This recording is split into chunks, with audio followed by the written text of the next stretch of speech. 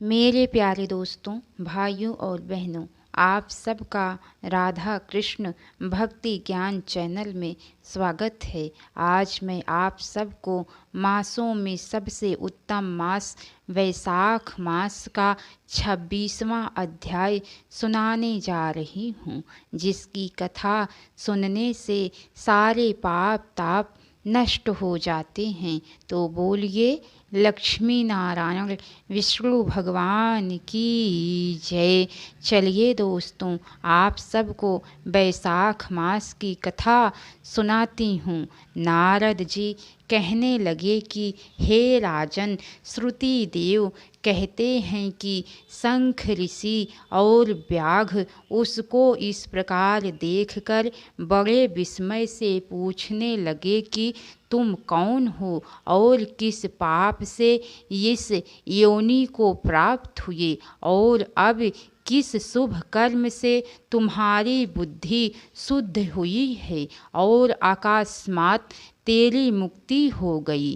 शंख के इस प्रकार पूछने पर पृथ्वी पर दंडवत गिरकर सिर झुकाकर और हाथ जोड़ कहने लगा कि मैं कुशिद मुनि का पुत्र रोचन नाम वाला प्रयागराज का ब्राह्मण था। आसन शयन निद्रा लोकचर्या ब्याज लेना यही मेरा काम था। मेरी किसी के प्रति श्रद्धा नहीं थी। इसी समय भगवान के प्रिय वैशाख मास में जयंत नाम का ब्राह्मण वहाँ आया और उस क्षेत्र के रहने वाले बहुत से हजारों स्त्री पुरुष उससे वैशाख मास की कथा सुनने लगे। सब लोग प्रातः काल स्नान कर मन लगाकर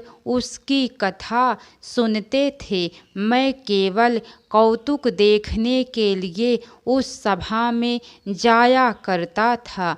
मैं सिर पर पगड़ी बांध पान चबाकर बड़े दंभ से वहाँ जाकर लोगों से इधर उधर की बातें करता और उनका मन कथा से हटाता था। उसी दोष के कारण मेरी बुद्धि नष्ट हो गई।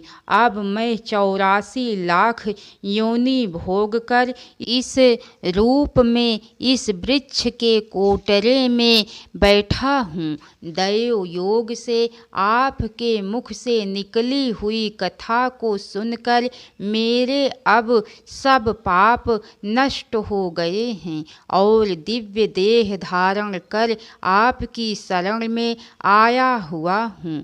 मैं नहीं जानता कि आप मेरे कौन से जन्म के बंधु हैं। मैंने तो कभी किसी का कोई उपकार नहीं किया है, फिर सज्जनों का संग कैसे हुआ? आप मुझ पर कृपा करके कहिए। शंख मुनि ने बड़े प्रेम से उसको उठाया और उनके स्पर्श से सब पाप उसके नष्ट हो गए। फिर उस दिव्य रूपधारी ब्राह्मण पर कृपा करके सब वृतांत कहने लगे कि हे ब्राह्मण, वैशाख मास और भगवान विष्णु का महात्म्य सुनने मात्र से तेरे सब पाप नष्ट हो गए हैं। तू क्रम से अति वाहिक लोकों को जाकर फिर दशाण देश में ब्राह्मण के घर जन्म लेगा और वेद शर्मा नाम से प्रसिद्ध होकर सब विद्याओं में निपुण होगा। प्रत्येक जन्म में तुझे जाति स्मृति रहेगी और तुम संपूर्ण इच्छाओं को त्याग कर वैशाखोक्त विष्णु के प्रिय धर्म को करोगे। निष्पृह गुरु भक्त और जितेंद्रिय होकर उस जन्म में सदैव भगवान की कथा सुनने में तत्पर रहोगे और इस प्रकार सिद्धि को प्राप्त हो जाओगे और सब बंधनों से मुक्त होकर दुर्लभ मोक्ष पद को प्राप्त करोगे। डरो मत, मेरी कृपा से तुम्हारा कल्याण होगा। जो किसी प्रकार श्रद्धाहीन होकर भी भगवान के नाम का स्मरण करता है, वह भी निर्मल होकर मुक्त हो जाता है। जो श्रद्धा पूर्वक जितेंद्रिय होकर सुनता है, फिर उनका कहना ही क्या। जो कोई भक्ति से अथवा द्वेष से भी कथा आदि कहते हैं या सुनते हैं अथवा भगवान की उपासना करते हैं, वे सभी मुक्त हो जाते हैं।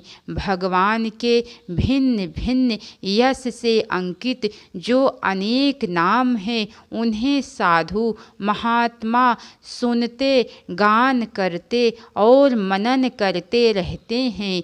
ऐसी भगवान की सेवा में ना कष्ट उठाना पड़ता है और ना धन खर्चा होता है। जिसके स्मरण मात्र से प्रकाशमय धाम मिलता है, उस दयालु परमात्मा की शरण में हम जाते हैं। तुम भी उस नारायण की ही शरण में जाओ।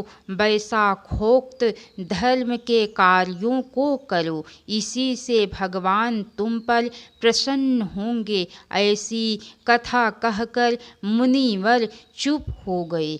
तब व्याघ्र को देखकर वह दिव्य पुरुष मुनिवर से कहने लगा कि हे महाराज, मैं धन्य हूँ। आपकी कृपा से मेरे पूर्ण भाग्योदय हो गए हैं। आपने मुझ पर बड़ी कृपा की, जिससे मेरी यह दुष्ट योनि चली गई। ऐसा कहकर वह परिक्रमा कर आज्ञा ले स्वर्गलोक को चला गया। तब संध्या हो गई तो शंख मुनि व्याघ्र सहित रात्रि को वहाँ ही रहे और शंख मुनि भगवान के अनेक अवतारों का और इतिहास की कथा सुनाते रहे। प्रातः काल में ब्रह्म मुहूर्त में उठकर शौचादि क्रिया से निवृत्त होकर सूर्योदय से पहले ही स्नान कर संध्या वंदन और तर्पण आदि करके व्याघ्र को बुलाकर उसके सिर पर प्रोक्षण कर वेद से भी अधिक शुभदायक फल देने वाला राम राम 2 अक्षर का मंत्र जपने के लिए बताया। शंख कहने लगे कि हे व्याघ्र, विष्णु का नाम अनेक पापों को दूर करने वाला है।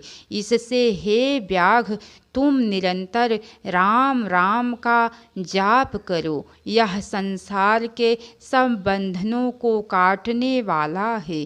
श्रुति देव कहने लगे कि जूते दान करने से ही व्याघ्र को कितना दुर्लभ ऋषित्व प्राप्त हुआ। जो कोई इस पाप नाशक कथा को सुनेगा, उसका संसार में फिर जन्म नहीं होगा। इसके आगे की कथा दोस्तों आप सबको कल सुनने को मिलेंगी। तो कैसी लगी कथा लाइक करके कमेंट बॉक्स में ज़रूर बताना। तो बोलिए लक्ष्मी नारायण विष्णु भगवान की जय। हर हर महादेव। अब तक की सारी वीडियो देखने के लिए आप सबको बहुत बहुत धन्यवाद। राधे राधे दोस्तों।